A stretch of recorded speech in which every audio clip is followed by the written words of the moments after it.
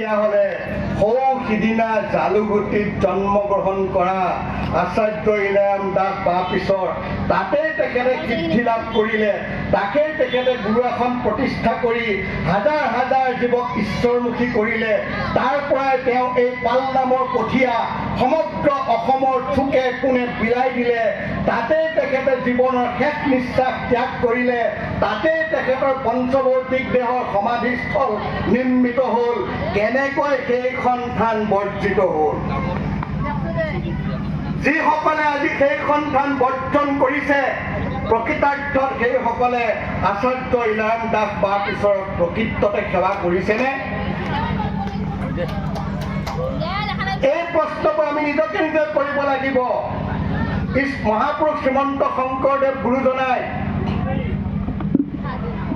কীৰ্তনৰ পাঠত ধ্যান বৰ্ণন বুলি এটা তেওঁ অধ্যায় সন্নিৱিষ্ট কৰিছে। এই ধ্যান বৰ্ণন অধ্যায়ত তেখেতে ভগৱান কৃষ্ণৰ ৰূপটো তেখেতে বৰ্ণনা কৰিছে। চৰণৰ পৰা মস্তকলৈ, মস্তকৰ পৰা চৰণলৈ গোটেই ৰূপটো বৰ্ণনা কৰিছে। আৰু সেই ৰূপটো পুৱা গধূলি সকলো সময়তে প্ৰত্যেকজন কৃষ্ণ ভকতক হৃদয়ত ধাৰণ কৰি ৰূপ ল'বৰ কাৰণে, ৰূপ ধাৰণ কৰিবৰ কাৰণে আমাক উপদেশ দিছে। সেই ঈশ্বৰ কৃষ্ণৰ ৰূপ ধাৰণ কৰা যিটো অধ্যায় ধ্যান বৰ্ণন, এই ধ্যান বৰ্ণনৰ ৰূপ ৰূপৰ আগতে কিন্তু কিহৰ বৰ্ণনা দিছে জানেনে? বৈকুণ্ঠৰ বৰ্ণনা। তাৰমানে বৈকুণ্ঠক নজনাকৈ, বৈকুণ্ঠ মানে কি? ঈশ্বৰ কৃষ্ণ যিটুকুৰা জেগাত থাকে, য'ত তেওঁ পৰম তৃপ্তিৰে তেওঁৰ ভকতসকলৰ লগত, মুক্তিপ্ৰাপ্ত ভকতসকলৰ লগত সাৰুজ্য, সামীপ্য, সালোক্য আৰু নিৰ্বাণ বা লীন, এই পঞ্চপ্ৰকাৰ মুক্তি লাভ কৰি যিসকলে গৈ বৈকুণ্ঠবাসী হৈছে, সেই বৈকুণ্ঠবাসীসকলৰ লগত একেলগে থাকি যিকোনো স্থানত তেওঁ আনন্দ পায়, সেই বৈকুণ্ঠৰ বৰ্ণনা কিন্তু গুৰুজনে ৰূপ বৰ্ণনা আগেই দিছে। ইয়াৰ পৰা আমি এটা কথা স্পষ্ট যে সাধুজন বা ঈশ্বৰ পুৰুষ আৰু তেওঁৰ জন্ম গ্ৰহণ কৰা সেই জাগা টুকুৰাৰ লগত অভিন্ন সম্পৰ্ক। সেই সম্পৰ্ক আমি কেতিয়াও নুই কৰিব নোৱাৰোঁ। যেনেকৈ বৰদোৱাৰ লগত শংকৰদেৱৰ সম্পৰ্ক আমি নুই কৰিব নোৱাৰোঁ, বৈকুণ্ঠৰ লগত যেনেকৈ শ্ৰীকৃষ্ণৰ সম্পৰ্ক আমি নুই কৰিব নোৱাৰোঁ, তদ্ৰূপ জালুগুটিৰ লগত আচাৰ্য ইনাৰাম দাস বা পিছৰৰ সম্পৰ্ক আমি কেতিয়াও নুই কৰিব নোৱাৰোঁ। যি কেতিয়াও জালুগুটি দেখা নাই, যি কেতিয়াও জালুগুটি থানক সেৱা কৰা নাই, যি কেতিয়াও জালুগুটিত আচাৰ্য ইনাৰাম দাস বা পিছৰৰ পত্নী জীয়াই আছে, গুৰু পত্নী আই মাতৃক সেৱা কৰিবলৈ যোৱা নাই, যি সেই গুৰু আসনক বা পিছৰৰ মূৰ্তি বুলি সেৱা কৰা নাই, সেইজন কেনেকৈ বা পিছৰৰ শিষ্য হৈ থাকিব পাৰে? তেওঁ বা পিছৰৰ কথা কৈ চকুলো টুকিলেই তেওঁ বা পিছৰ হৈ যাব বুলি আমি কোনেও বিশ্বাস কৰিব নালাগে। কাৰণ কোনোবা এটা বস্তু বিক্ৰী কৰাৰ আগতে তাৰ এটা বিজ্ঞাপন লাগিব। সেই বিজ্ঞাপনৰ জৰিয়তেহে সেই বস্তুটো বিক্ৰী হয়।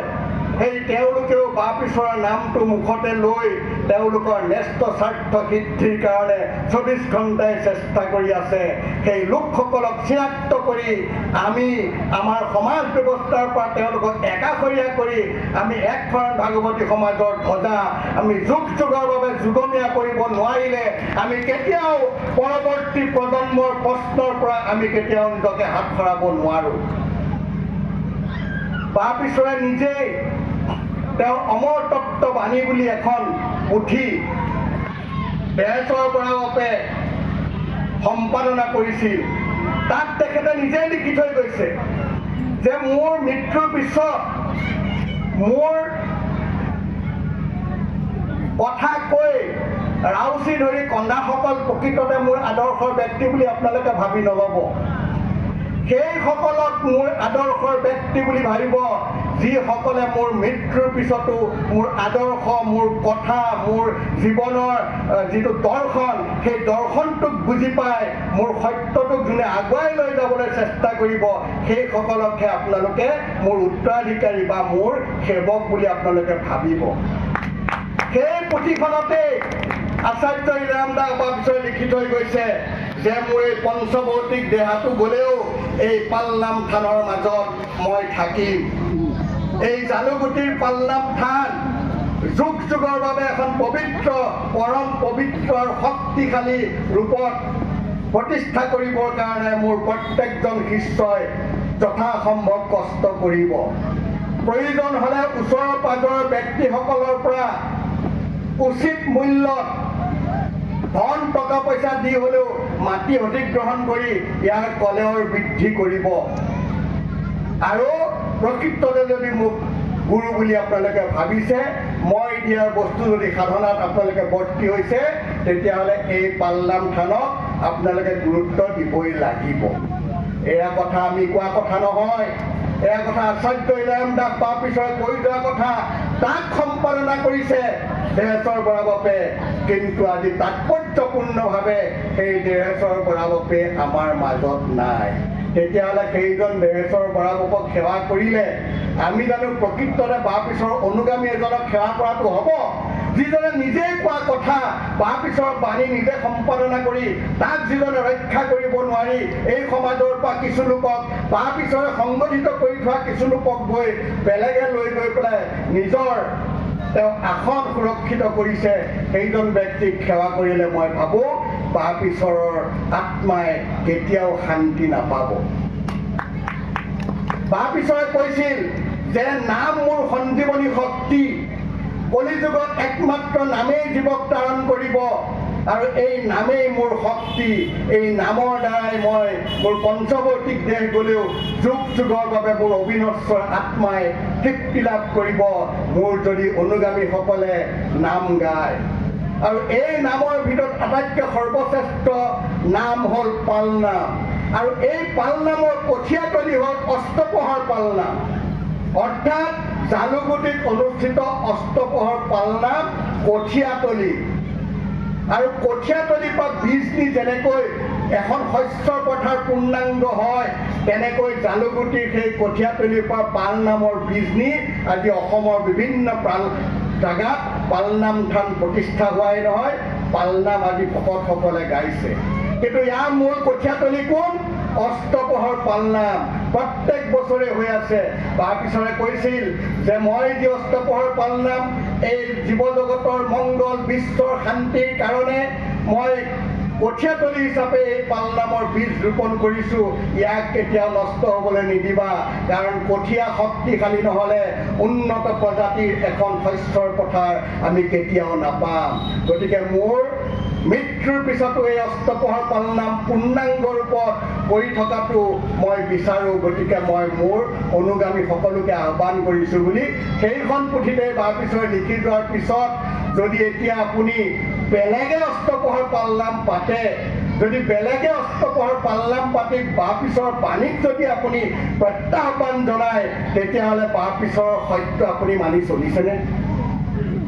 এই কথাবোৰ প্ৰত্যেকজনে ধ্যান ধাৰণত আনি আমি যদি শুদ্ধ পথত আমি আগুৱাই নাযাওঁ, তেতিয়াহ'লে আচাৰ্য ইনাৰাম দাস বাপীছৰ আত্মাই আমাৰ কাকো ক্ষমা নকৰে। বৰঞ্চ আমি যেনেকৈ এটা ঔষধ ডক্টৰে দিয়াৰ পিছত তাৰ এক্সপাইৰী ডেট যোৱাৰ পিছত খালে যেনেকৈ সি বিষক্ৰিয়া হ'ব, তেনেকৈ বাপীছৰে দিয়া পালনাম গালেও আমাৰ লাভ নহয়, লোকচান হ'ব। তেনেকৈ আমাৰ মালা বস্তু জপিলেও আমাৰ লাভ নহয়, লোকচান হ'ব। কাৰণ যদি যিজনৰ পৰা পাইছে সেইজনৰ আত্মাত যদি আমি শান্তি দিব নোৱাৰোঁ, সেই সাধনাৰ পৰা সেই সাধনা কেতিয়াও ঈশ্বৰে নলয়। গতিকে মই সকলোকে আহ্বান জনাম, আজি এই পবিত্ৰখনত এই কুকুৰমাৰা অঞ্চলৰ প্ৰত্যেকগৰাকী ভক্তই আচাৰ্য ইনাৰাম দাস বাপীছৰ হৃদয় আসনত বহি থকা একো একজন মৰমৰ ভক্ত। আপোনালোক বিচলিত নহ'ব, আপোনালোক সকলো একত্ৰিত হওক আৰু এই কুকুৰমাৰা অঞ্চলত পুনৰ যেন আৰু ভকত আহে। আজি চাৰিওফালৰ পৰা ভকত আমাৰ মাজলৈ আহিবলৈ ৰৈ আছে, কিন্তু তেওঁলোক সন্দিহান যে তেওঁলোকৰ মাজতে মিল নাই, তেওঁলোকৰ মাজতে ইজনে সিজনৰ মাজত মনোমালিন্য। আমি কিয় তালৈ যাম, কেনেকৈ যাম?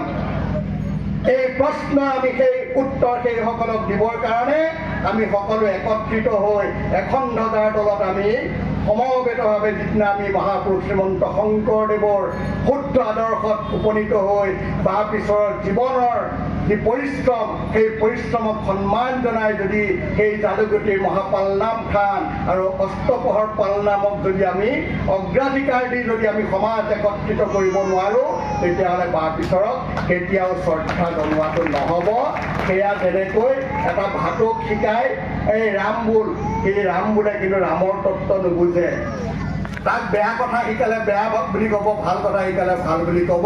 সেই ভাটৌৱে লোৱা ৰাম নামৰ দৰে হ'ব, ভকতে লোৱা ৰাম নামৰ দৰে নহ'ব। সেইকাৰণে মোৰ আপোনালোক সকলো ভাই ককাই বুলি মই ভাবোঁ। শিষ্যপুত্ৰ বীজ পুত্ৰৰ মাজত পাৰ্থক্য নাই। আপোনালোক আচাৰ্য ইনাৰাম দাস বা পিছৰ শিষ্যপুত্ৰ, আৰু মোৰ সৌভাগ্যক্ৰমে মই তেখেতৰ বীৰ্যপুত্ৰ হোৱাৰ মোৰ সৌভাগ্য ঘটিছিল। তেনেকুৱা এজন মহান পুৰুষৰ জৰিয়তে মই পৃথিৱীখন দেখিছিলোঁ। সেইকাৰণে মই তেখেতৰ হৈ এইখিনি কথা আপোনালোকক দুজন ব্যক্তি হিচাপে কৈছোঁ। এজন হৈছে আচাৰ্য ইনাৰাম দাস বাপৰ লগত গোটেই জীৱন থাকি তেখেতৰ যি জীৱনৰ সাধনা, তেখেতৰ জীৱনৰ যি আদৰ্শ, তেখেতৰ জীৱনৰ যি লক্ষ্য উদ্দেশ্যক মই বুজি পাই যিখন সত্য উপলব্ধি কৰিছোঁ, সেই সত্যখনৰ ওপৰত মই কৈছোঁ। আৰু দ্বিতীয়তে আপোনালোকে যিজন পুৰুষৰ পৰা ভক্তি মাৰ্গৰ মহামন্ত্ৰলৈ এই ভৱবৈতৰণি পাৰ হ'বৰ কাৰণে আপোনালোকে ইচ্ছা কৰিছে, সেইজন পুৰুষৰ সুনীতৰ এজন সন্তান হিচাপে, গুৰুপুত্ৰ হিচাপে মই আপোনালোকক আহ্বান কৰিছোঁ। আপোনালোক আহক, আমি একেখন ধ্বজাৰ তলত একত্ৰিত হৈ এই মহাবিজয়ৰ ওপৰত আমি প্ৰশস্ত কৰোঁ। এখন ভাগৱতী সমাজৰ ধ্বজা আমি যুগমীয়া কৰোঁ। ইয়াত কোনেও অহংকাৰ, কোনেও দম্ভ, কোনেও গৌৰৱ, কোনেও নিজকে হীনমান্যতা বুলি ভাবিব নালাগে। জীৱনটো খন্তেকীয়া। আমাৰ মাজৰ পৰা ছটককে হেৰাই গৈ আছে মানুহ। কাইলৈ কি হ'ব আমি কোনেও নাজানো। জীৱনটো খন্তেকীয়া। কাইলৈ যদি মৃত্যু হয়, তেতিয়া যদি মই মৃত্যুৰ হোৱাৰ আগলৈকে যদি মই শুদ্ধ পথটোত অৱতীৰ্ণ হ'ব নোৱাৰিলোঁ, তেতিয়াহ'লে মৃত্যুৰ পিছত মোৰ আত্মাই সেই মাৰ্গলৈ গুচি যাব, যিটো মাৰ্গৰ দ্বাৰা মই বিচলিত হ'লোঁ। যিটো মাৰ্গৰ বিচলিত হৈ মই সেই বিচলিত জীৱৰ দৰে মই পুনৰ অন্বেষণ কৰিব লাগিব আকৌ সত্যৰ কাৰণে। সেইকাৰণে মই আপোনালোক সকলোকে হাত জোৰে, কৰজোৰে, চৰণত পৰি মই নিবেদন কৰোঁ। এইকাৰণেই কৰোঁ যে কুকুৰমাৰা আচাৰ্য ইনাৰাম দাস বা পিছৰ কুকুৰ কুটুম এখন অতি মৰমৰ গাঁও, অতি মৰমৰ অঞ্চল। ইয়াৰ প্ৰত্যেকজন ব্যক্তি, প্ৰত্যেকজন ভকতৰ বাবে আচাৰ্য ইনাৰাম দাস বা পিছৰ হৃদয়ত এক বিশেষ আসন আছিল। আৰু সেইকাৰণে মই আজি এই মুহূৰ্তত এইখিনি কথা আপোনালোকৰ আগত ক'বৰ কাৰণে মই বাধ্য হৈছোঁ, বা মোৰ যিটো বিবেক, সেই বিবেকে মোক ক'বলৈ মোক কৈ আছে, যাৰ কাৰণে মই এইখিনি কথা ক'লোঁ। আৰু ইয়াত যদি কিবা ভুল ভ্ৰান্তি হৈছে, মই আপোনালোকৰ দাস হিচাপে সকলোৰ পৰা মই এই কথাখিনিৰ বাবে ক্ষমা বিচাৰিছোঁ। প্ৰভুসকল, আজি ৰাতিলৈ ইয়াত পালনাম হ'ব। এই পালনামে কি কৰিব? এই পালনামে জগত উদ্ধাৰ কৰিব।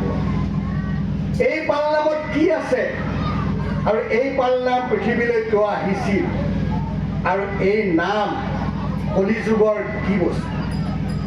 এই কথা যদি আমি বিচাৰ বিশ্লেষণ নকৰোঁ, তেতিয়াহ'লে আমি সমবেত হৈ পালনাম গোৱাৰ যি ফল, সেই ফল হয়তো আংশিকভাৱে আমি পাম। কিন্তু ইয়াৰ ভিতৰত যিটো অন্তৰ্নিহিত তত্ত্ব, সেই তত্ত্বটো বুজি যদি আমি নাম গাওঁ, তেতিয়াহ'লে এই নামৰ ক্ৰিয়া অতি সোনকালেই আমাৰ মাজত হ'ব। এই পালনাম হৈছে মহাপুৰুষ শ্ৰীমন্ত শংকৰদেৱ গুৰুজনাই এই জগতলৈ নিষ্পেষিত, পতিত, অল্পায়ু পাপমতী পাপাচ্ছন্ন হৃদয়ৰ এই মানুহবোৰক অল্পতে শুদ্ধ জ্ঞান দি বৈকুণ্ঠ বা মুক্তি প্ৰাপ্তিৰ এক পথ প্ৰশস্ত কৰিবলৈ গুৰুজনে বৈকুণ্ঠৰ পৰা যি অমৃতৰ নদী বোৱাই লৈ আহিছিল, সেই অমৃত নদীৰ আটাইতকৈ শ্ৰেষ্ঠতম উপাদান হৈছে এই পাল নাম। মহাপুৰুষ শ্ৰীমন্ত শংকৰদেৱ কোন? মহাপুৰুষ শ্ৰীমন্ত শংকৰদেৱ কলিযুগৰ পতিত জাতিৰ দানকৰ্তা। সেইকাৰণে গুৰু চৰিত্ৰত কৈছে অন্যবাৰ অৱতাৰ ধৰন্ত ঈশ্বৰ হৰি হৰি বাক পৃথিৱীৰ ভাৰ অন্তৰ্জাতি পতিত তাৰণ কাৰণ হেতু ইবাৰ ধৰিলাই অৱতাৰ। অৰ্থাৎ সেইজন অনাদিৰ আদি ঈশ্বৰ পৰম কৃষ্ণ সচ্চিদানন্দ বিগ্ৰহ অনাদিৰ আদি গোবিন্দ সৰ্বকাৰণ কাৰণ, যিজন অনাদিৰ আদি, যিজন সকলো কাৰণৰ কাৰণ, যিজন সচ্চিত আনন্দৰ গৰাকী পৰম উপাসনীয় দেৱতা, পৰম উপাস্য তত্ত্ব, বেদৰ গুপুত ভগৱান কৃষ্ণ। নামঘোষাত মহাপুৰুষ শ্ৰীমন্ত শংকৰ মহাপুৰুষ মাধৱদেৱে কৈছে বেদৰ গুপুত পিত নাৰায়ণ ও দৈৱ কীত হন্তে সাক্ষাতে হৈলা বিদিত জীয়ৰ তাৰণ হেতু নাৰায়ণ ও প্ৰচাৰিলা নিজ যশোধৰ বিপৰীত। চাৰিখন বেদে ঋক যজু সাম অৰ্থব্য, এই চাৰিখন বেদত ভাৰতীয় সনাতন ধৰ্মৰ যি আদি কথা, এই কথাবোৰ প্ৰাঞ্জল ভাষাত লিখা আছে। কিন্তু তথাপিও এই চাৰিখন বেদে সেইজন পুৰুষৰ সন্ধান দিব পৰা নাছিল, যিজন পুৰুষে কলিযুগত জীৱসমূহক উদ্ধাৰ কৰিব পাৰে, কলিযুগত জীৱসমূহক মুক্তিৰ সন্ধান দিব পাৰে। সেইজন পৰম দেৱতা কোন? দৈৱকী নন্দন ঈশ্বৰ কৃষ্ণ। আৰু সেইজনে আহি কলিত শ্ৰীমন্ত শংকৰ ৰূপে অৱতীৰ্ণ হৈছে। কেনেকৈ? যে দ্বাপৰ যুগত দৈৱকী নন্দন কলিত কুসুম ঘৰে কৃষ্ণকে শংকৰ ৰূপক ধৰিয়া জগত উদ্ধাৰ কৰে। যে দ্বাপৰ যুগত যিজন দৈৱকী নন্দন, যিজনে কংস ৰুদ্ধ কাৰাগাৰত কৌটি সূৰ্যৰ ৰশ্মি ৰঞ্জিত হৈ শংখ চক্ৰ গদা পদ্ম দিব্য চতুৰস্ত্ৰ লৈ দৈৱকী আৰু পিতা বসুদেৱৰ আগত থিয় হৈ নিজৰ পৰিচয় দিছিল, যিজনে কংসক বধ কৰিছিল, যিজন সনক সনন্দ শতানন্দ সনত কুমাৰ আদি এই যুগপুৰুষসকলৰ, এই সিদ্ধ পুৰুষসকলৰ সাধনাৰ মূল বিন্দু, যিজনক ব্ৰহ্মা হৰ ইন্দ্ৰ আদি দেৱতাসকলে যাৰ চৰণ উপাসি অন্ত নাপায়, সেইজন অনন্ত কোটি ব্ৰহ্মাণ্ডৰ অধিকাৰী পৰম পুৰুষ কলিযুগত গুৰুৰূপে পূৰ্ণ অৱতাৰ হৈ শ্ৰীমন্ত শংকৰ ৰূপে আহিছে। সেই কথা মোৰ আগতে পদৰে, গুৰু চৰিত্ৰৰ পদৰে উদ্বোধক বাপ জনাই কৈ গৈছে। এই যি মহাপুৰুষ শ্ৰীমন্ত শংকৰদেৱে আহিলে, আহি তেওঁ পতিত জাতিবোৰক, যিবোৰ জাতিয়ে চাৰিওযুগে মুক্তিৰ সন্ধানৰ অপেক্ষাত আছিল, যিসকলে চাৰিও জাতিয়ে কৃষ্ণ তত্ত্বৰ সন্ধানৰ পৰা বাহিৰ আছিল, যিসকলক তথাকথিত উচ্চ বৰ্ণৰ ব্যক্তিসকলে সকলো দিশতে লাঞ্ছিত, বঞ্চিত, শোষিত, নিষ্পেষিত হিচাপে ব্যৱহাৰ কৰিছিলে, এই পদদলিত লোকসকলক পুনৰ অধিকাৰ প্ৰদান কৰি কৃষ্ণ ভক্তিৰ মাধ্যমেৰে ইহকালক সন্মান, ইহকালক সুখ আৰু পৰকালক পৰম গতি দিবৰ কাৰণে তেওঁ এই মৰ্তলৈ লৈ আহিছিল। যি বস্তু তাৰ ভিতৰত আটাইতকৈ শক্তিশালী নাম হৈছে এই পালনাম। এই পালনামত কি আছে? শ্ৰীমন্ত শংকৰদেৱ সংঘ মোৰ সেৱাৰ অনুষ্ঠান। মই শ্ৰীমন্ত শংকৰদেৱ সংঘক সদায় সেৱাৰে মই সেৱা নিবেদন কৰোঁ। আৰু আচাৰ্য ইৰাম দাস বাপিছৰ তেখেতে জীৱন্ত কালত শ্ৰীমন্ত শংকৰদেৱ সংঘক কেতিয়াও আক্ৰমণ কৰি কতো কথা কোৱা নাই। বৰঞ্চ তেখেতৰ ৰচিত নামঘোষা ৰসামৃতৰ পাতনিত তেখেতে শ্ৰীমন্ত শংকৰদেৱ সংঘৰ তেখেতৰ সৰ্বকালৰ সেৱাৰ অনুষ্ঠান হিচাপে তেখেতে উল্লেখ কৰিছে। গতিকে আমি শ্ৰীমন্ত শংকৰদেৱ সংঘৰ লগত আমাৰ শত্ৰুতা নাই, কিন্তু মোৰ এটা আহ্বান যে তেখেতসকলৰ সাধন মাৰ্গৰ পৰা এই যে পালনাম, এই পালনাম তেওঁলোকে যুগ যুগৰ কাৰণে নাইকিয়া কৰিলে। যদি পালনাম তেখেতসকলৰ সাধন প্ৰণালীত ৰাখিলেহেঁতেন, তেতিয়াহ'লে ভাগৱতী সমাজ আজি ৰচনা নহ'লহেঁতেন। যদি তেখেতসকলৰ সাধন প্ৰণালীত এই পালনাম থাকিলহেঁতেন, তেতিয়াহ'লে তেখেতসকলৰ সমবেত হোৱা লক্ষ লক্ষ জনতাই পালনাম গাই সমগ্ৰ বায়ুমণ্ডল শোধন কৰি লক্ষ লক্ষ জনতাৰ ঈশ্বৰমুখী হোৱাৰ এই মুক্তিপ্ৰাপ্তিৰ এক পথ প্ৰশস্ত কৰিলেহেঁতেন। কিন্তু দুৰ্ভাগ্য যে কিবা কাৰণত শংকৰদেৱ সংঘই এই পালনাম আখৰ নাগায়। এই পালনাম আখৰত আমি কি গাওঁ? এই পালনাম আখৰত আমি ভগৱন্ত কৃষ্ণৰ আটাইতকৈ শক্তিশালী নাম 4 আখৰ গাওঁ: কৃষ্ণ, ৰাম, হৰি আৰু গোবিন্দ। এই নাম কি? মহাপুৰুষে কৈছে যে নামেই নামক ভজে, নামেই নামক যজে, নামেই নামক কৰে সেও, নিজ নাম লৈ জীৱ তৰি গ'ল নামক নাজানিলে কেও। আকৌ কৈছে যে এই নামেই নাম নহয়, আৰু নাম আছে, সহস্ৰ সহস্ৰ নাম থাকে যাৰ কাছে। তাৰমানে ঈশ্বৰৰ অনন্ত কোটি নাম, ঈশ্বৰৰ কিমান নাম আছে তাৰ লেখ জোখ নাই। তো তাৰ ভিতৰত আটাইতকৈ শক্তিশালী যি নাম, এই নামক কি বুলি কোৱা হৈছে? নিজ নাম বা বীজ নাম। ঈশ্বৰৰ নিজ নাম বা বীজ নাম, অৰ্থাৎ এই নামষাৰ তেওঁ নিজেই ধাৰণ কৰিছে। এই নাম, বহুতো নাম তেওঁৰ ভক্তই দিছে। হাতত ধনুপাত থকাৰ কাৰণে তেওঁ সাৰংগ পানী, হাতত শংখ থকাৰ কাৰণে তেওঁ শংখ পানী, হাতত গদা থকাৰ কাৰণে গদা পানী, বৃন্দাবনত গৰু চৰোৱাৰ কাৰণে তেওঁৰ নাম গোপাল। কিন্তু কৃষ্ণ, হৰি, ৰাম, গোবিন্দ এই 4 আখৰী নাম তেওঁ নিজেই ধাৰণ কৰিছে। সেইকাৰণে এই নামক কোৱা হৈছে নিজ নাম বা বীজ নাম। এই নামত যিমান শক্তি আছে, ঈশ্বৰৰ সহস্ৰ নামতো সিমান শক্তি নাই। সেইকাৰণে কৈছে এই নামেই নাম নহয়, আৰু নাম আছে, সহস্ৰ সহস্ৰ নাম থাকে যাৰ কাছে।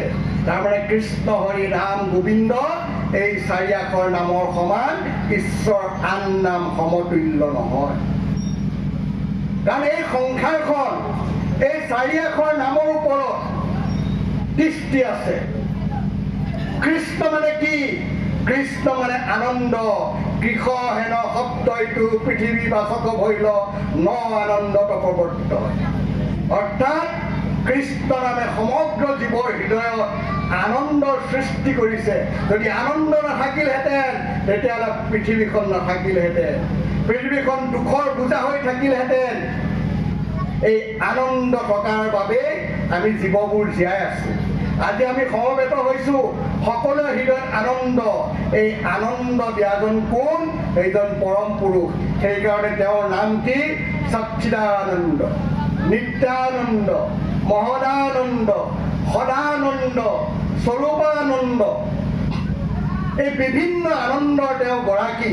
সেইকাৰণেই তেওঁ আনন্দ, আৰু সেই আনন্দৰ মূৰ্তি হৈছে কৃষ্ণ। আৰু এই কৃষ্ণ নামৰ মূল বীজ হৈছে আনন্দৰ ভাণ্ড বা অমৃতৰ ভাণ্ড। তদ্ৰূপ ৰাম মোৰ এই শৰীৰটো পঞ্চভৌতিক দেহাৰে পঞ্চভৌতৰে দ্বাৰা গঠিত তৃতীয়প তেজ মৰুভূমি এই পঞ্চভূতৰে মোৰ শৰীৰটো গঠন হৈছে। এই শৰীৰটো এই মুহূৰ্তত যদি মই কথা কৈ থকা সেই শক্তিটো ওলাই যায়, তেতিয়াহ'লে মোক ইয়াৰ পৰা টানি লৈ গৈ বাহিৰত এখন ঢাৰিত মোক খুৱাই দিব, খুৱাই বগা কাপোৰ এখন পাৰি দিব, দি পেলাই ক'ব নুচুবা, কোনোবাই যদি চুৱে তেওঁ লগে লগে গা ধুব লাগিব। আহোঁতে মোক সেৱা কৰিছে চবেই, ভকত আহিছে বুলি মোক সেৱা কৰিছে, কিন্তু যদি মোৰ ইয়াত মৃত্যু ঘটে মোৰ দেহাটোক চুলে অপবিত্ৰ হ'ব, তেতিয়াহ'লে এই পঞ্চভৌতিক দেহাটোৰ কিবা মূল্য আছে নেকি? তেতিয়াহ'লে কি বস্তু আছে যি বস্তুৰ দ্বাৰা মই কথা কৈ আছোঁ, যি বস্তুৰ দ্বাৰা মই লৰচৰ কৰি আছোঁ, যি বস্তুৰ দ্বাৰা মই ইজনে সিজনৰ মাজত সম্পৰ্ক স্থাপন কৰিছোঁ, সেইটোৱে হৈছে ঈশ্বৰৰ ৰমণ ক্ৰিয়া, যাক ৰাম বুলি কয়। এই ৰমণ ক্ৰিয়াই আমাক চৈতন্য কৰি ৰাখিছে। এই ৰমণ ক্ৰিয়া অবিহনে আমি নিস্পন্দন পুতলা। তেনেকৈ হৰি শব্দ হৈছে হৰণকৰ্তাৰ যি আমাৰ যে আয়ুস দিনক দিনে বাঢ়ি গৈ আছে, মোৰ দেউতা নাইকিয়া হ'ল, মই কাইলৈ নাইকিয়া হ'ম, এই আয়ুস জগতৰ আয়ুস কোনে হৰণ কৰিছে? সেই হৰণ কৰোতাজন ভগৱান। তদ্ৰূপ মোৰ দেউতা যেতিয়া ঢুকাইছিল মোৰ শোকে খুন্দা মাৰি ধৰিছিল, মই কান্দি কান্দি বলিয়া হৈ গৈছিলোঁ। যদি আজিও মোৰ শোকে খুন্দা মাৰি ধৰি থাকিলেহেঁতেন, আজি 25 বছৰ মই জীয়াই থাকিব পাৰিলোহেঁতেন নেকি? ময়ো শোকতে মোৰ দেউতাৰ লগতে ময়ো মৃত্যু হ'লোহেঁতেন। এই তিনিটা শোক তাপ, জৰা মৃত্যু, এইবোৰ হৰণকৰ্তা কোন? সেইজন অনন্ত কোটি ব্ৰহ্মাণ্ডৰ ঈশ্বৰ পৰম পুৰুষ। সেইকাৰণে তেওঁৰ নাম হৈছে হৰি। এইসকল হৈছে তেওঁৰ বীজ নাম, আৰু এই নামেই পালনামত থকাৰ কাৰণে পালনামক কয় প্ৰমত্ত কেশৰী, পাপ অৰণ্যৰ আটাইতকৈ শক্তিশালী বীজ নাম বা তাৰক ব্ৰহ্মস্বৰূপ। এক নামে যত পাপ সংহৰিতে পাৰে, ততেক পাতকী পাপ কৰিতে নোৱাৰে। এষাৰ নাম ল'লে যিমান পাপ পৃথিৱীৰ পৰা নাশ হ'ব, সিমান পাপ এজন পাপীয়ে কৰিবই নোৱাৰে বুলি শাস্ত্ৰত কৈছে। সেইকাৰণে এই মহাপাল নাম য'ত হ'ব, সেই স্থানৰ বায়ুমণ্ডল, সেই স্থানৰ জীৱজগত, সেই স্থানৰ মানুহৰ হৃদয় মন সকলো পুলকিত কৰিব। কিন্তু ইয়াক আমি ভালকৈ গাব লাগিব, ইয়াক আমি ভালকৈ শুনিব লাগিব। শ্ৰৱণ কীৰ্তন কৰি বৈকুণ্ঠ গজায়, ধৰ্ম অৰ্থ কাম মুখ্য সবে ইয়াতে পায়। যে এই কলিযুগত শ্ৰৱণ কীৰ্তনেই শ্ৰেষ্ঠ ধৰ্ম। নৱবিধ ধৰ্মৰ পৰা, নৱবিধ ধৰ্মীয় মাৰ্গৰ পৰা মহাপুৰুষে শ্ৰৱণ কীৰ্তনক তেওঁ বাহিৰ কৰি লৈ আহি কৈছে যে শ্ৰৱণ কীৰ্তনৰ জৰিয়তে কলিযুগৰ জীৱই অল্পতে মুক্তিৰ সন্ধান পাব। সেইকাৰণে আমি পালনাম হয় ভালকৈ গাব লাগিব, নহয় ভালকৈ শুনিব লাগিব। কিন্তু এটাও যদি নকৰোঁ, তেতিয়াহ'লে পালনামৰ ফল জানো আমি পাম? মোৰ ঘৰলৈ অমৃতৰ ভাণ্ড অহাৰ পিছতো মোৰ পাত্ৰ নথকাৰ কাৰণে মই অমৃত ৰাখিব নোৱাৰিলোঁ। এইটো কাৰ দুৰ্বলতা? মোৰ দুৰ্বলতা। কাৰণ মোৰ ঘৰলৈ অমৃত বেপাৰী আহিছিলে, আহি অমৃত দিব বিচাৰিছিল বিনা পইচাই, কিন্তু অমৃতটো ৰাখিবলৈ এটা ভাল পাত্ৰ লাগে, মোৰ ঘৰত পাত্ৰটো নাই। তদ্ৰূপ আজি একান্ত সাধুসকলে আপোনালোকক পুণ্য দিবলৈ এই স্থানলৈ আহিছে। এতিয়া পুণ্য লোৱা আৰু পুণ্যৰ পৰা বঞ্চিত হোৱাটো আপোনাৰ কৰ্মৰ ওপৰত নিৰ্ভৰ কৰিছে। আপুনি যদি শুদ্ধ চিতে সদাচাৰ মতে আজিৰ ৰাতিটো যদি ভগৱানৰ চৰণত সঁপি দিয়ে, মোৰ দৃঢ় বিশ্বাস নিশ্চিতভাৱে এই পালনামৰ ফল প্ৰত্যেকজন ব্যক্তিয়ে পাবই। এই পালনামৰ মহাফল ইহকালত সুখ, ইহকালত সমৃদ্ধি, ইহকালত আপোনাৰ ইচ্ছিত বাসনা পূৰ্ণ হোৱাৰ লগতে পৰকালত আপুনি মৃত্যুক জয় কৰি আপুনি সেই অনন্ত ধামলৈ গতি কৰাৰ এক পথ এই পালনামৰ জৰিয়তে আপোনাৰ প্ৰাপ্তি ঘটিব। এই পালনামেই আচাৰ্য ইৰাম দাস বাপিছৰে এই পালনামকেই কি কৰিছিল? প্ৰধান অস্ত্ৰ হিচাপে লৈ তেখেতে অসমৰ ইটোমূৰৰ পৰা সিটোমূৰলৈ এই মহাপুৰুষীয়া ধৰ্ম আমাৰ মাজত বিলাই থৈ গ'ল।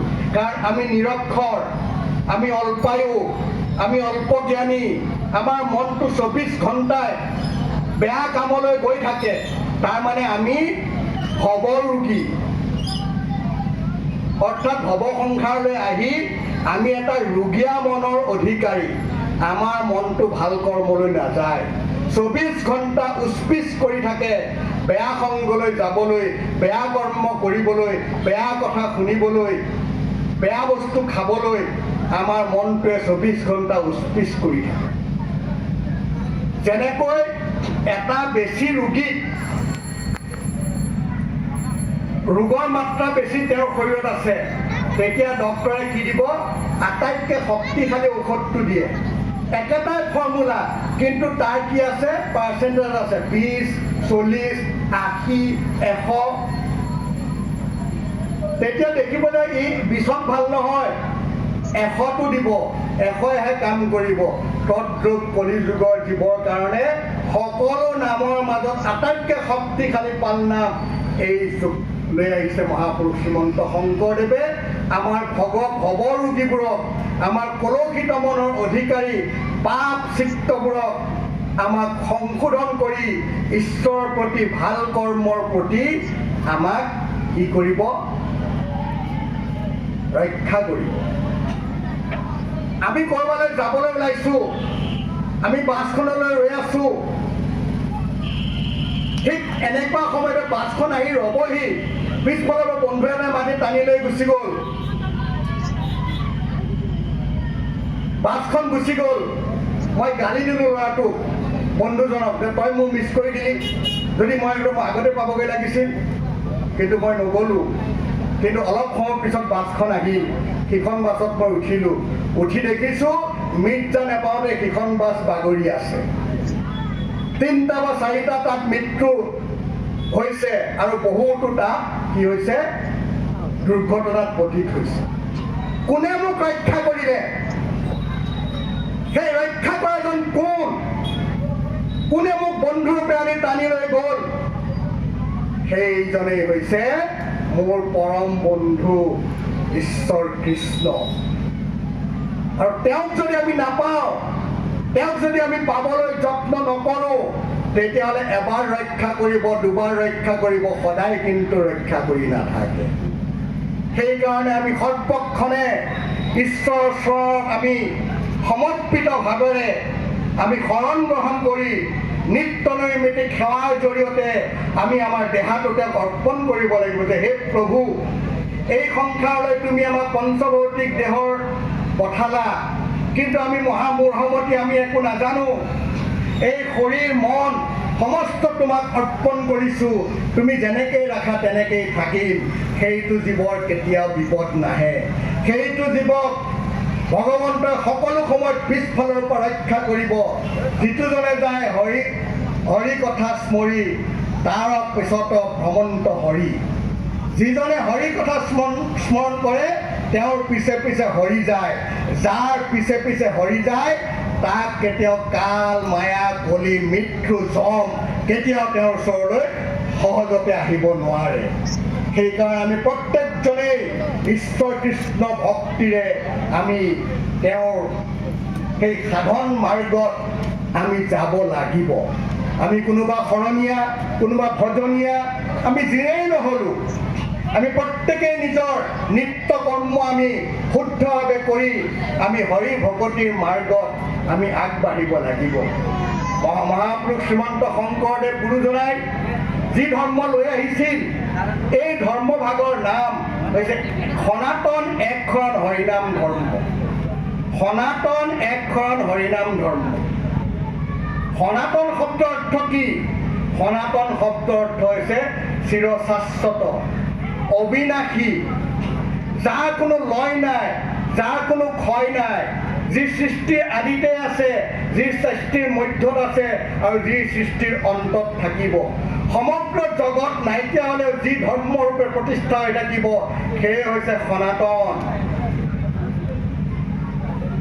এই সনাতন সম্পৰ্কে মহাপুৰুষ শ্ৰীমন্ত শংকৰদেৱে গুণমালা পুথিত লিখিছে, এইটো বিতুপন ধৰ্ম সনাতন আকেশে কীৰ্তন কৰে সাধুজন কৃষ্ণৰ পৰম জনম কৰম। ইয়াত সনাতন মানে আজি এতিয়া সকলো বৈদিক ধৰ্মক সনাতন বুলি ক'বলৈ আজি অসমত সকলোৱে কয় যে বৈদিক ধৰ্ম মানে সনাতন।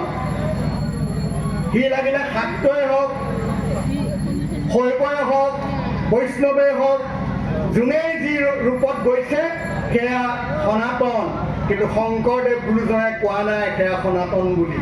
শংকৰদেৱ গুৰুজনাই কৈছে যে কৃষ্ণৰ লগত সম্পৰ্ক থকা কথাখিনিয়ে সনাতন। কৃষ্ণৰ নাম, কৃষ্ণৰ গুণ, কৃষ্ণৰ মহিমা, কৃষ্ণৰ লীলা, কৃষ্ণৰ ৰূপ, কৃষ্ণৰ চৰিত্ৰ, এইখিনিহে সনাতন। এইখিনিৰ লগত জীৱই সম্পৰ্ক কৰিলেহে জীৱই মুক্তি পাব। বাকী ৰাস্তাবোৰত গ'লে মুক্তি নাপাব। সেইকাৰণে ভাগৱতত মহাপুৰুষে লিখিছে, কৃষ্ণে মিলান্ত সুখ আত্ম উপযোগ আন দেৱে সাধে মাত্ৰ ইন্দ্ৰিয়ৰ ভোগ আপুনি মায়াত বদ্ধ কি দিবে মুকুতি কৃষ্ণক ভজিও জানি হেনহে যুগুতি। স্পষ্ট, প্ৰাঞ্জল আৰু পৰিষ্কাৰভাৱে মহাপুৰুষে কৈছে যে কৃষ্ণক ব্যতিৰেকে অন্যান্য যিসকল দেৱতা তেওঁলোকে ভোগ দিব পাৰিব, তেওঁলোকে বাসনা সিদ্ধি কৰিব পাৰিব, কিন্তু তেওঁলোকে জীৱক মুক্তি দিব নোৱাৰে। কিয়? তেওঁলোক নিজে মায়াবদ্ধ। নিজে মায়াবদ্ধ দেৱতাসকলে কেতিয়াও আন এজন মায়াবদ্ধ জীৱক মায়ামুক্ত কৰি মুক্তিৰ পথ দিব নোৱাৰে। যেনেকৈ পানীত পৰি থকা এটা জীৱই মানুহে পানীৰ পৰা আন এজন মানুহক উদ্ধাৰ কৰিবলৈ সক্ষম হোৱাটো কঠিন, তদ্ৰূপ দেৱতা নিজে মায়াবদ্ধ দেৱতাসকলে কেতিয়াও সেই মায়াত আবদ্ধ নৰ মনুষ্যক কেতিয়াও তেওঁলোকে কি দিব নোৱাৰে, মুক্তি দিব নোৱাৰে। কোনে দিব মুক্তি? মুক্তি দিব এজন পুৰুষ যাক নিৰ্গুণ পুৰুষ বুলি কৈছে। নিৰ্গুণ মানে সকলো গুণৰ অধিকাৰী হৈও যিজন গুণত আবদ্ধ নাই। গুণ মানে মায়া, ত্ৰিগুণাত্মিকা মায়া, সত্য ৰজ তম। এই ত্ৰিগুণাত্মিকা মায়াই জগতখন সৃষ্টি কৰিছে মোৰ ভগৱন্ত ঈশ্বৰ কৃষ্ণই।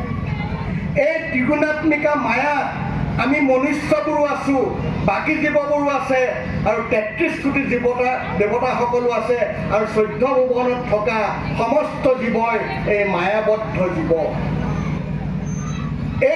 এই লোকসকলে মায়াৰ পৰা মুক্তি পাবৰ কাৰণে মায়াৰ যিজন অধিকাৰী পৰম পুৰুষ ঈশ্বৰ কৃষ্ণক শৰণ ল'ব লাগিব। সেইকাৰণে কৈছে, তোমাৰ প্ৰত্যক্ষ দৃষ্টি পায়া নিত্য কৰে মায়া, ভৰি তুলি মৰ্দে মোৰ মা, পৰম আতুৰ হৈ তোমাক শৰণ ললো মায়াক নিবাৰা জগন্নাথ। অৰ্থাৎ কৃষ্ণ শৰণ কৰি যুগত নিশ্চিতভাৱে ল'বই লাগিব। শৰণ মানে কি? আশ্ৰয়। শ্ৰী ধাতু আৰু অনত প্ৰত্যয় মিলি শৰণ হৈছে। শ্ৰী মানে হিংসা কৰা আৰু অনত মানে ৰক্ষা কৰা। মায়াই সদায় জীৱসমূহক হিংসা কৰি আছে, আৰু এই হিংসা কৰা মায়াক নিবাৰণ কৰি জীৱসকলক ৰক্ষা কৰাৰ যিটো শক্তি, সেই শক্তিৰ অধিকাৰী হৈছে পৰম কৃপালু ভগৱন্ত কৃষ্ণ। সেইকাৰণে তেওঁ গীতাত অৰ্জুনক কৈছে যে, অৰ্জুন তুমি সকলো ধৰ্ম ত্যাগ কৰা, সৰ্বধৰ্মান পৰিত্যাজ্য মামেকম শৰণম ব্ৰজ অহম ত্বাং সৰ্ব পাপেভ্যো মোক্ষয়িষ্যামি মা শুচ। হে অৰ্জুন, তুমি এই কথা নিশ্চিন্ত হোৱা, তুমি সকলো দেৱ দেৱতা, সকলো ধৰ্ম তুমি ত্যাগ কৰা, যাগ যজ্ঞ হোম তীৰ্থ ব্ৰত সকলো বেদবিহিত ধৰ্ম তুমি ত্যাগ কৰি কি কৰা? একমাত্ৰ মোৰ চৰণত শৰণ লোৱা। আৰু তেতিয়াহ'লে কি কৰিবা? মই কি কৰিম? মই তোমাক ৰক্ষা কৰিম। আৰু তুমি নিশ্চিন্ত হোৱা, তোমাৰ কোনো ভয় নাই। তেওঁ পৰম দেৱতা ভগৱন্ত কৃষ্ণই অৰ্জুনৰ জৰিয়তে আমাৰ সকলো মনুষ্যক এই মহান শাশ্বত বাণী শুনাই থৈ গৈছে যে এই জগতত একমাত্ৰ কৃষ্ণহে সাৰ। সেইকাৰণে মাধৱদেৱ পুৰুষে উদাত্ত কণ্ঠে নামঘোষাত গাইছে, কৃষ্ণ একদেৱ দুখ হাৰি অ কাল মায়াদি অধিকাৰী, কৃষ্ণ বিনে শ্ৰেষ্ঠ দেৱনা হিনাহিয়াৰ, সৃষ্টি স্থিতি অন্তকাৰী দেৱ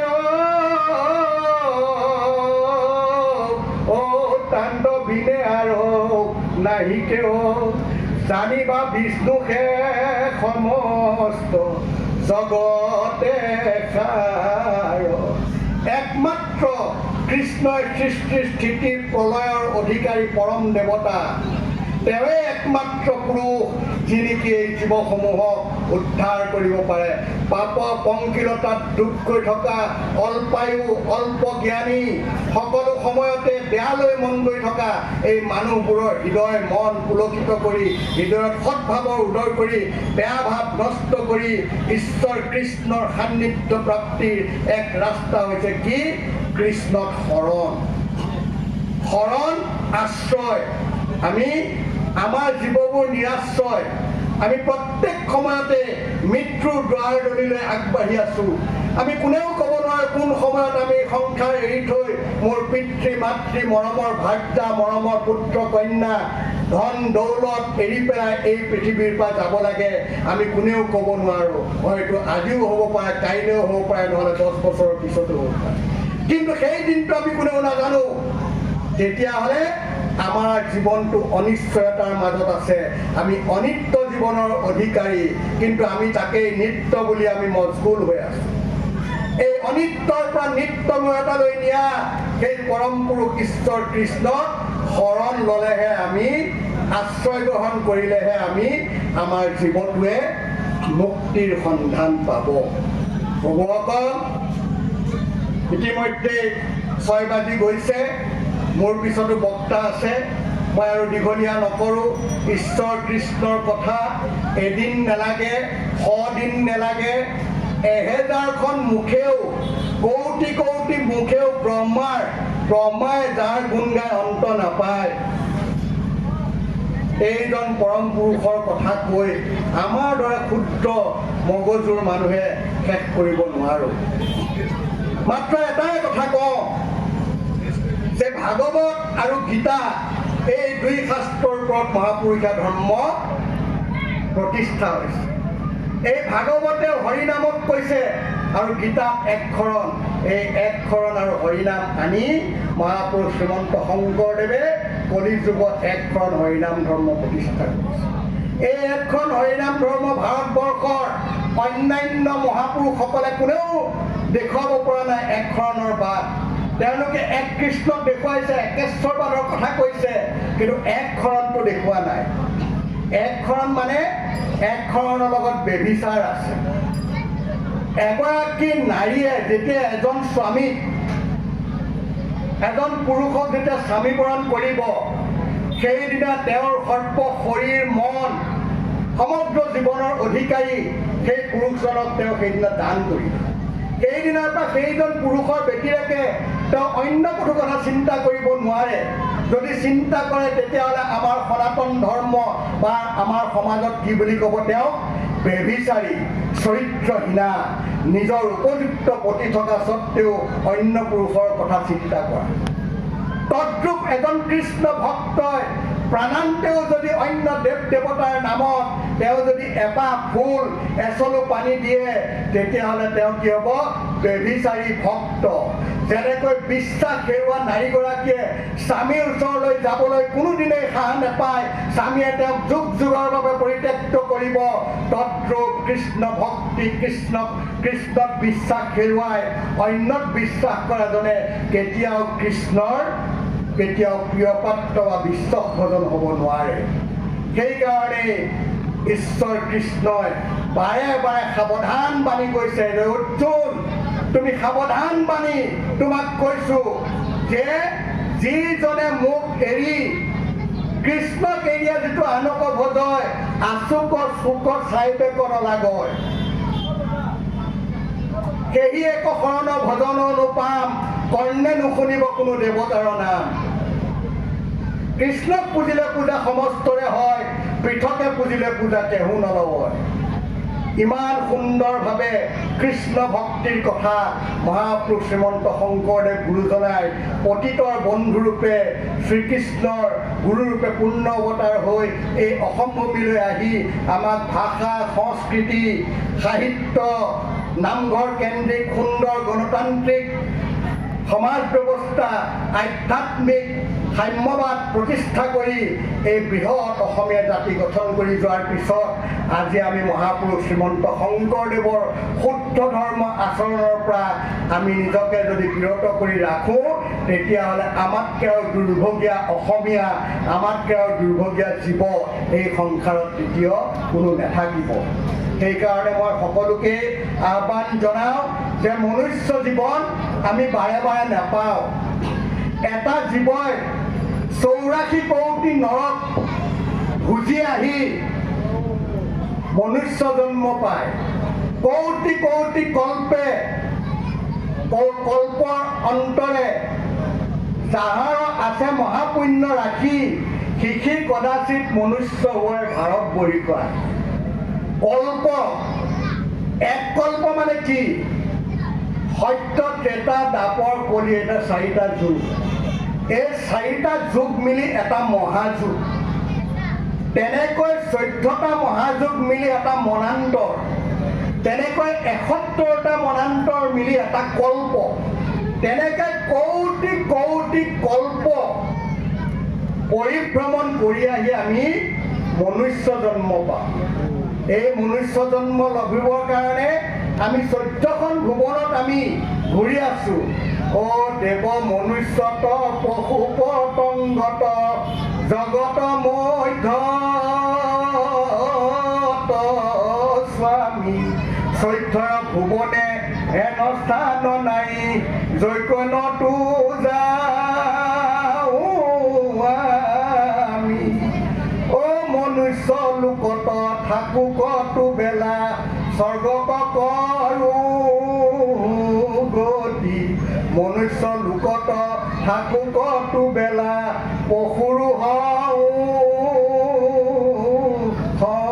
সংগতি 14খন ভুৱন পৃথিৱীৰ পৰা ওপৰলৈ পৃথিৱীকে ধৰি 7খন আৰু পৃথিৱীৰ তললৈ 7খন 14খন পৃথিৱীৰ ওপৰলৈ ভূ ভূপ স্বৰ্গ জন তপ সত্য মহ আৰু তললৈ তল অতল বিতল সুতল মহিতল ৰসাতল পাতাল এই 7খন তললৈ এই 14খন ভুৱনত মানুহে নিজৰ কৰ্ম অনুযায়ী কেতিয়াবা গছ হৈছে কেতিয়াবা পশু হৈছে কেতিয়াবা পক্ষী হৈছে কেতিয়াবা জলচৰ হৈছে কেতিয়াবা স্থলচৰ হৈছে এনেকৈ ঘূৰি ঘূৰি ঘূৰি ঘূৰি মহাপুণ্যৰ বলত কেতিয়াবা মনুষ্য হৈছে আৰু এই মনুষ্য লাভ কৰাৰ পিছত যদি মই এই মনুষ্য দেহধাৰী ৰূপটোতেই যদি মই মুক্তি সন্ধান কৰাৰ পথ নলওঁ তেতিয়াহ'লে মই গৈ পুনৰ গৈ আকৌ 84 নৰক ভুঞ্জি গছ তৃণ তৰু হৈ মই আকৌ অনন্ত কৌটি যৌনি ঘূৰিবৰ কাৰণে মই প্ৰস্তুত হৈ থাকিব লাগিব সেইকাৰণে মাধৱদেৱ পুৰুষে সতৰ্কবাণী দি মোকো কৈছে কি কৈছে হৰি বোল ইবাৰে বাৰ ও আৰু কিভা ৰখাই আছে মনুষ্য হৈবাৰ মানৱী জনম পায়া অ হৰি পাহৰিলা ও অৱশ্যে হৈ ভাই তৰুকিলা মনুষ্য জন্ম পোৱাটো ইমান সহজ নহয় এইবাৰ যদি মনুষ্য জন্ম লৈ আমি যদি হৰি ভক্তিৰ কেন্দ্ৰীয় মাৰ্গৰে গৈ আমি যদি মুক্তি লাভ কৰিব নোৱাৰোঁ, তেতিয়াহ'লে আকৌ নাভাবিব যে আপুনি আকৌ এবাৰ মানুহ হ'লোঁ।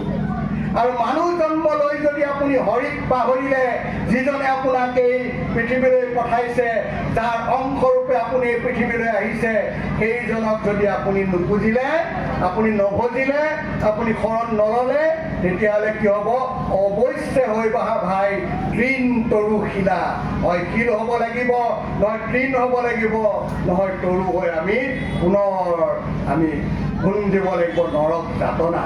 সেইকাৰণে মহাপুৰুষসকলৰ এই বাণীসমূহ এই কলিযুগৰ মানুহবোৰৰ কাৰণে, কাৰণ আমি এটা যজ্ঞ কৰিব নোৱাৰোঁ।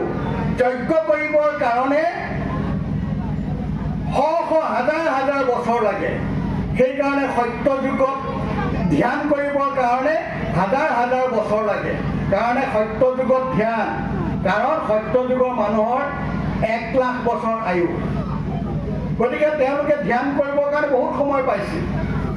ত্ৰেতা যুগৰ মানুহৰ যজ্ঞ কৰিছিল, কাৰণ তেওঁলোকৰ 10,000 বছৰ বয়স, গতিকে তেওঁলোকে বহুত সময় পাইছিল। দ্বাপৰ যুগৰ মানুহে পূজা কৰিবলৈ সময় পাইছিল, তেওঁলোকৰ 1000 বছৰ। কিন্তু কলিৰ মানুহৰ মাত্ৰ 100 বছৰ। 100 বছৰ জীয়াই থকা মানুহ পাবলৈ নাই। কাৰণ কিয়? আমাৰ সদাচাৰ নাই, আমাৰ সংস্কৃতি নাই, আমাৰ সুচিন্তা নাই, আমি আহাৰ ভালকৈ নাখাওঁ। গতিকে আমি 100 বছৰ লাভ নকৰোঁ।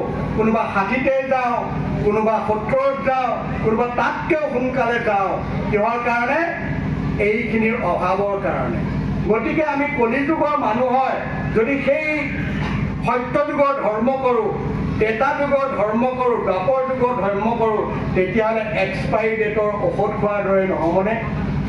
এক্সপাইৰী ডেটৰ ঔষধ খালে যেনেকৈ আমাৰ কাম নিদিয়ে, তেনেকৈ সত্য যুগ, ত্ৰেতা যুগ আৰু দ্বাপৰ যুগৰ ধৰ্ম কৰিলে আমাক কাম নিদিয়ে। আমাক কাম দিব কলি যুগত। কি আছে? কলি যুগত হৰিৰ কীৰ্তন বিনাই আউৰ নাহিকে দুজা। কলিত হৰিৰ কীৰ্তন বিনাই আউৰ নাহিকে দুজা। অৰ্থাৎ হৰিৰ কীৰ্তন ব্যতিৰেকে কলিত আৰু অন্য কোনো পন্থা নাই বুলি মহাপুৰুষ শ্ৰীমন্ত শংকৰদেৱ গুৰুজনাই এই ধৰ্ম আমাৰ কাৰণে থৈ গৈছে। মাধৱদেৱ পুৰুষে তাকে আকৌ বিস্তৃতি প্ৰদান কৰি পুনৰ আকৌ বুজি পোৱাকৈ নামঘোষা আৰু ৰত্নাৱলীকে আদি কৰি শাস্ত্ৰসমূহ প্ৰণয়ন কৰি আমাক সহজ সৰলভাৱে বুজি পৰাকৈ সমস্ত তত্ত্ব, কীৰ্তন, দশম, ঘোষা, ৰত্নাৱলী আদি সমস্ত পুথিত থৈ গৈছে। গতিকে আমি কলিযুগত আমি আৰু ধৰ্ম বেলেগে কৰিব নালাগে। এটা সৰু কাহিনী কৰি ভাগৱতৰ মই শেষ কৰিব বিচাৰোঁ। এজন ব্ৰাহ্মণ আছিল, তেওঁৰ নাম সুশীল ব্ৰাহ্মণ। সেই ব্ৰাহ্মণজনে 12 মাহত 13টা পূজা কৰে।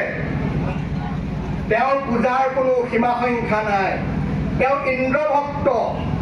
তেওঁ গৈ গংগাৰ তীৰত বহি লৈ তেওঁ ইন্দ্ৰ পূজা কৰি আছে। বিভিন্ন দিব্য দ্ৰব্যৰে ধূপ, দীপ, বিভিন্ন সুগন্ধৰে, বিভিন্ন ফলেৰে, দিব্য ফল, সেইবোৰ আমাৰ মৰ্তত নোপোৱা দিব্য ফলেৰে তেওঁ ইন্দ্ৰৰ পূজা কৰি আছে। ওচৰৰে এখন গাঁও আছিল, গাঁওখন চান্দালৰ গাঁও। সেই চান্দাল বুলি ক'লে কি বুজায়? আটাইতকৈ সমাজৰ ঘৃণনীয় শেষৰ ব্যক্তি, যাক চোৱা লাগে, গা ধুব লাগে, অপবিত্ৰ। সেই গাঁওখনৰ পৰা এজাক ছোৱালী গঙাত গা ধুবলৈ ওলাই আহিছে। তাৰ মাজতে এজনী 16 বছৰীয়া গাভৰু ছোৱালী তাই আহিছে। আহি তাই দেখিলে যে সেই গঙাৰ তীৰত এজন ব্ৰাহ্মণে ধুনীয়াকৈ মন্ত্ৰ উচ্চাৰণ কৰি কাৰোবাক তেওঁ কি কৰি আছে? সন্তুষ্ট কৰিবৰ কাৰণে তেওঁ মন্ত্ৰ উচ্চাৰণ কৰি পূজা কৰি আছে।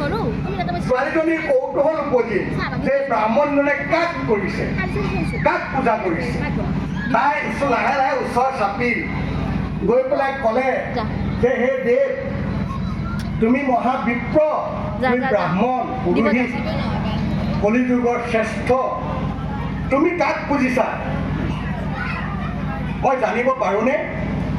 তেতিয়া তেওঁ মূৰ ঘূৰাই চালে। এবাৰত নহয়, দুবাৰত নহয়, 4বাৰমান যেতিয়া অনুৰোধ কৰিলে, অনুৰোধ কৰাৰ পিছত এবাৰ চাই দেখিলে যে এজনী সাধাৰণ চান্দালনী ছোৱালী। ঘৃণাত মানে নাক কোচাই চি চি চি তই মোক প্ৰশ্ন কৰিলি, তই জাতত চান্দালানি তোক চুলে চোৱা লাগে, তথাপি তই মোক প্ৰশ্ন কৰিলি, মোৰ গোটেই পূজা তই নাশ কৰিলি। তই নাজানো নেকি মই কাক সেৱা কৰি আছোঁ, কাক পূজা কৰি আছোঁ? মই সমস্ত জগতৰ গৰাকী ইন্দ্ৰ দেৱতাক মই সন্তুষ্ট কৰিবৰ কাৰণে মই পূজা কৰিছোঁ। ইন্দ্ৰ যদি সন্তুষ্ট হয় তেতিয়াহ'লে স্বৰ্গৰ আধা তেওঁ মোক দিব, তেওঁ মোক অমৰত্ব প্ৰদান কৰিবৰ কাৰণে অমৃত খাবলৈ দিব, আৰু মই সম্ভোগ কৰিবৰ কাৰণে অৰ্পেশ্বৰ ৰম্ভা তিলোত্তমা আদি অৰ্পেশ্বৰীসকলক মোক দিব। গতিকে মই এই কামনাৰে তেওঁক মই সেৱা কৰি আছোঁ, তেওঁক মই পূজা কৰি আছোঁ, আৰু তই মোৰ পূজাত তই নষ্ট কৰিবি। এই কথা শুনাৰ লগে লগে সেই সৰু চান্দালনী ছোৱালীজনী তাই সৰ্বশৰী ৰোমাঞ্চিত হৈ গ'ল। তাই চি চি চি বুলি তাই কি কৰিলে, নিজৰ কাণ দুখনত আঙুলি দিলে, আঙুলি দি তাৰ পৰা তাই গুচি আহিল। গুচি আহি তাইৰ মনটো অপবিত্ৰ হ'ল যে মই কি কথা শুনিলোঁ, এই বিপ্ৰই দেখোন অনন্ত কোটি ব্ৰহ্মাণ্ডৰ অধিকাৰী নিৰ্গুণ পুৰুষ কৃষ্ণক বাদ দি এজন সামান্য দেৱতাক তেওঁ সেৱা কৰি আছে।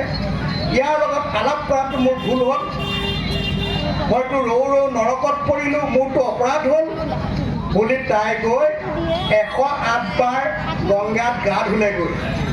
তাই 108 বাৰ ডুব দিলে। এই সিদিনা যেনেকৈ আমাৰ এই মহাকুম্ভত গৈ পাপ নাশন হ'ব বুলি আমাৰ মানুহবোৰে গা ধুইছে, তেনেকৈ গৈ তাই ডুব দিলে 108 বাৰ। ডুব দি উঠি আহিল। তাই বাহিৰৰ গাটো পৰিষ্কাৰ হ'ল হয়, কিন্তু তাইৰ ভিতৰৰ মনটো কিন্তু পৰিষ্কাৰ নহ'ল। তাইৰ মনটোত সকলো সময়তে কেৱল সেই অপৰাধী বিপ্ৰজনৰ লগত কথা পতাৰ কাৰণে, তাইৰ দৃষ্টিত অপৰাধী সেই বিপ্ৰজনৰ লগত কথা পতাৰ কাৰণে তাইৰ মনটো বেয়া লাগি থাকি তাই কি কৰিব, তাই এখন ভৰিৰ ওপৰত থিয় দি আনখন ভৰিৰে তাই ঠিক ওপৰৰ আঁঠুটোত ভৰি দি তাই ওপৰলৈ হাত দুখন দি তাই নাম জপ কৰিবলৈ ধৰিলে। কৃষ্ণ কৃষ্ণ কৃষ্ণ এনেকৈ নাম জপি আছে জপি আছে জপি আছে। জপি থাকোঁতে সেই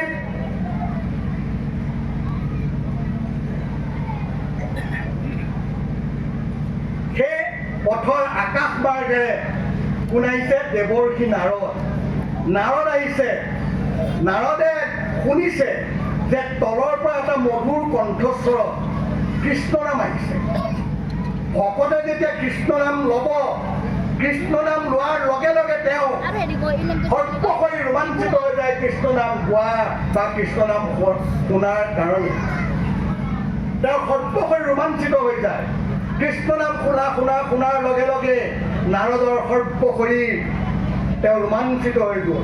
তেওঁ কৌতূহল উপজিল যে কোন এই নাৰী কণ্ঠস্বৰ, কোনে এই মধুৰ সুৰেৰে কৃষ্ণনাম গাইছে।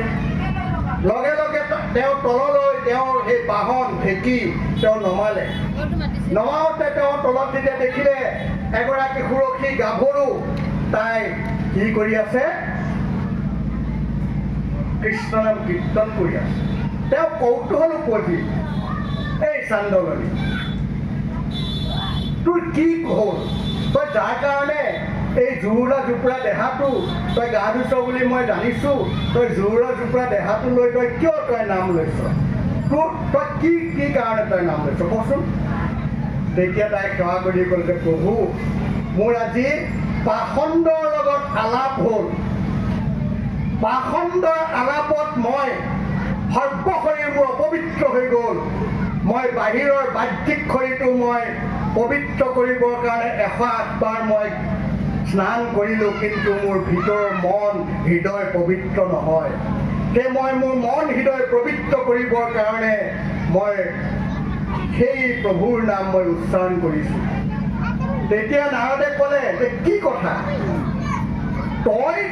তোক চুলে গোটেই জগতৰে জগত অপবিত্ৰ হয়, তই চান্দালিনী, আৰু কি শক্তিয়ে তোক অপবিত্ৰ কৰিলেও? তই অপবিত্ৰ, আৰু তোক অপবিত্ৰ কৰা কি শক্তি আছে কচোন মোক?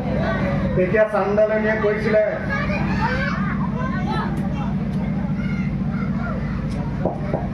অ কৃষ্ণকে পৰম দেৱ সংসাৰ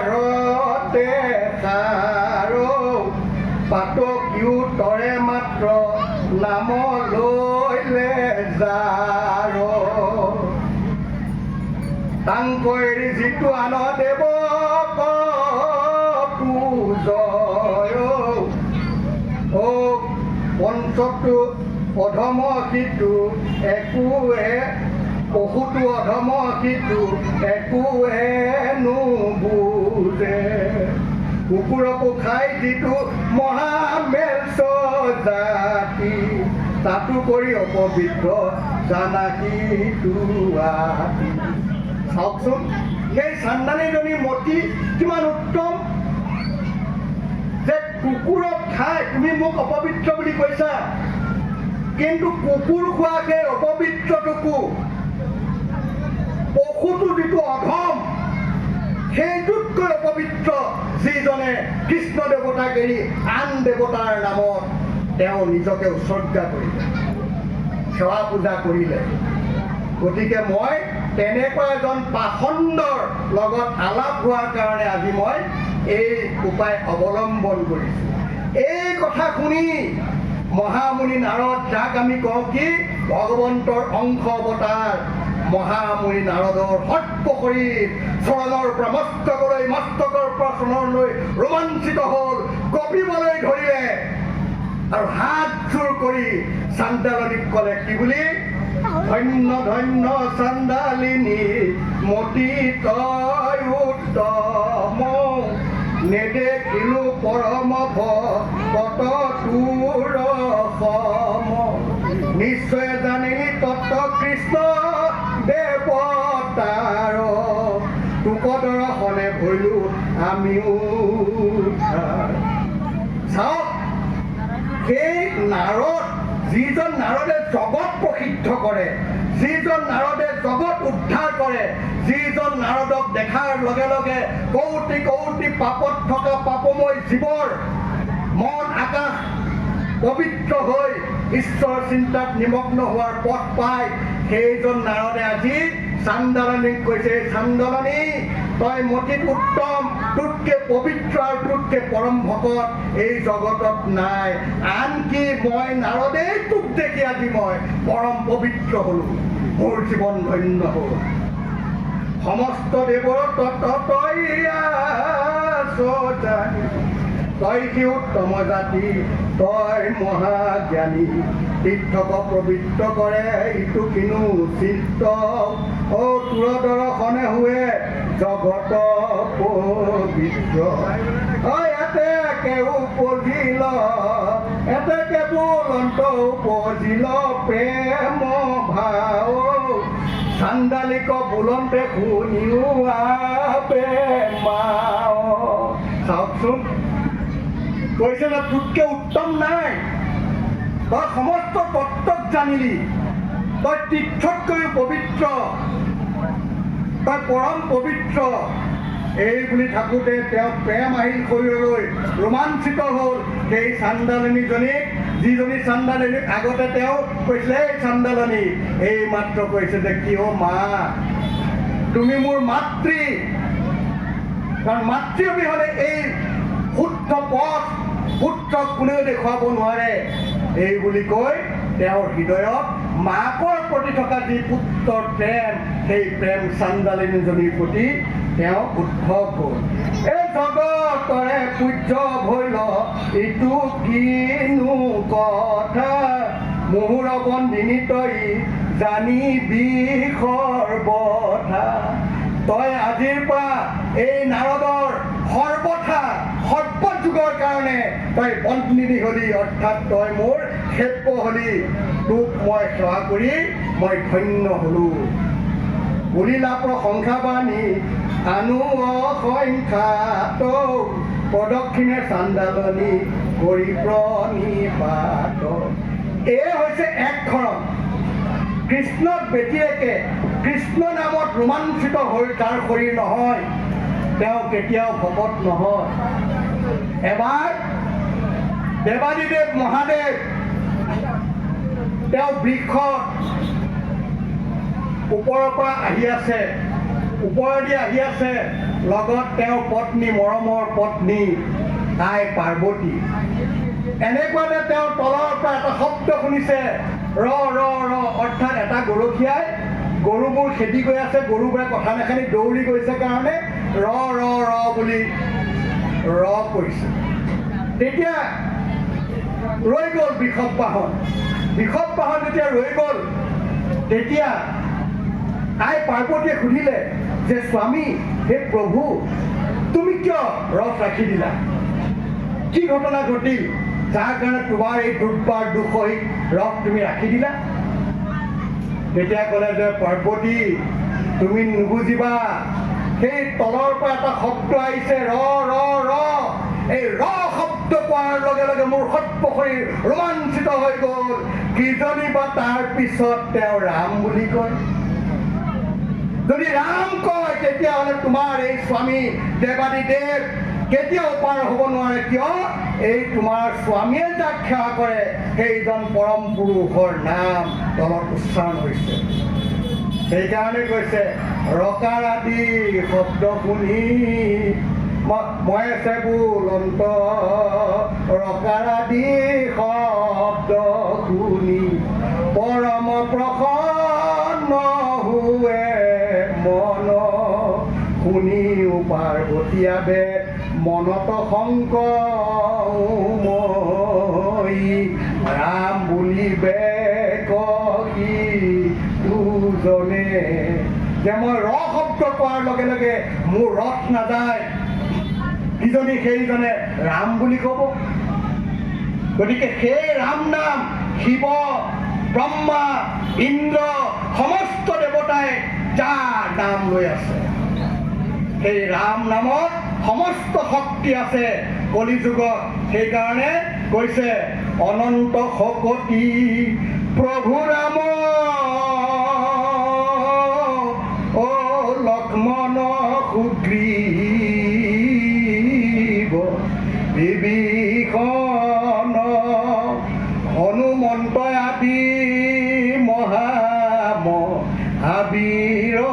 গণ, আনি তৰুলতা পৰ্বতক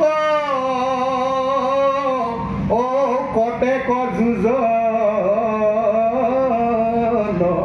সমুদ্ৰত সেতু বান্ধি পাৰ হৈলা মহাযতনে। বনৰ বান্দৰ ভালুক ৰাম নামৰ মহিমা জানে জানো? আমি মনুষ্যই ৰাম নামৰ মহিমা নাজানো। 33 কোটি দেৱতাই ৰাম নামৰ মহিমা নাজানে। শিৱই ৰাম নামৰ মহিমা নাজানে। স্বয়ং ভগৱন্ত কৃষ্ণই কৈছে যে মই 100 বাৰ কৃষ্ণৰ নাম ল'লেও মই কৃষ্ণ নামৰ মহিমা নুবুজো। কিন্তু সেই বনৰ ভালুকবোৰেতো নুবুজিছিল। কিন্তু কি শক্তিৰ জৰিয়তে সেই মহাসমুদ্ৰত তেওঁলোকে সেতু বান্ধি আই জানকীক উদ্ধাৰ কৰিব পাৰিলে? সেয়া হৈছে ৰাম নাম। প্ৰত্যেকটো শিল যেতিয়া সমুদ্ৰত তেওঁলোকে পেলাইছিল, প্ৰত্যেকেই ৰাম নাম গাই তেওঁলোকে কি কৰিছিল? সমুদ্ৰত সেতু বান্ধিছিল। যাৰ কাৰণে সমুদ্ৰৰ বুকুত সেই ৰাম নাম খোদিত শিল সমুদ্ৰই হজম কৰিব নোৱাৰিলে, উপঙি থাকিল। আৰু তাৰ ওপৰেদি গৈ আই জানকীক উদ্ধাৰ কৰিবলৈ প্ৰভু ৰাম কি হ'ল? সক্ষম হ'ল। এয়াই হৈছে কৃষ্ণ নামৰ মহিমা, এয়াই হৈছে ৰাম নামৰ মহিমা। আমি পৰম ভাগ্যৱান যে কলিযুগত শ্ৰীমন্ত শংকৰদেৱ গুৰুজনা, মাধৱদেৱ গুৰুজনাৰ জৰিয়তে আৰু পৰৱৰ্তী কালত বাপিছৰৰ জৰিয়তে আমি এইকণ নাম ল'বলৈ আমি সক্ষম হৈছোঁ, আমি সুবিধা পাইছোঁ। সেইকাৰণে এই অল্প সময় আপোনালোকে নষ্ট হ'বলৈ নিদিব। এই নাম মহাসমুদ্ৰত অৱগাহন কৰি নিজেও ধন্য হোৱাৰ লগতে জগতকো ধন্য কৰক, ইয়াকে আহ্বান কৰি মোৰ বক্তব্য সামৰণি মাৰিছোঁ। জয় জগতগুৰু শ্ৰীমন্ত।